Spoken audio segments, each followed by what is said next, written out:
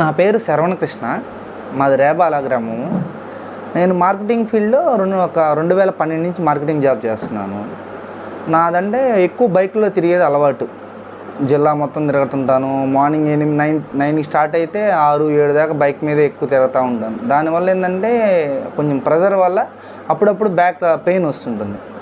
నాకు అప్పుడప్పుడు పెయిన్ వచ్చినప్పుడు మన పతాంజలి కాడకు వచ్చి అక్యుప్రెషర్ చేయించుకుంటూ ఉంటాను. దానివల్ల అంటే ఒక 6 months 7 months బాగా రిలాక్సేషన్ అవుద్ది.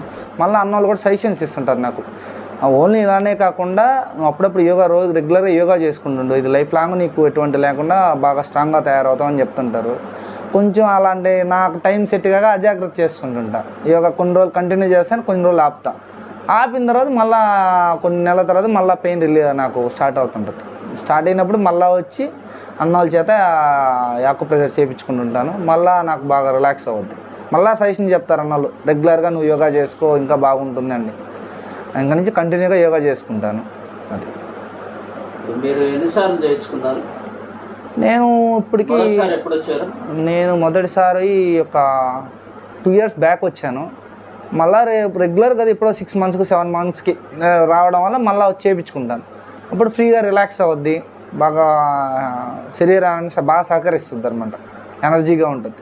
ఈ పెయిన్ అనేది రిలీఫ్ అవుతుంది కొన్ని రోజులు.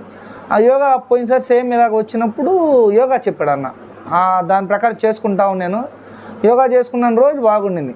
బాడీ చాలా హెల్త్గా, వెయిట్ తగ్గాను. ఏదైనా పని చేసుకునేదాన్ని చాలా బాగుండింది.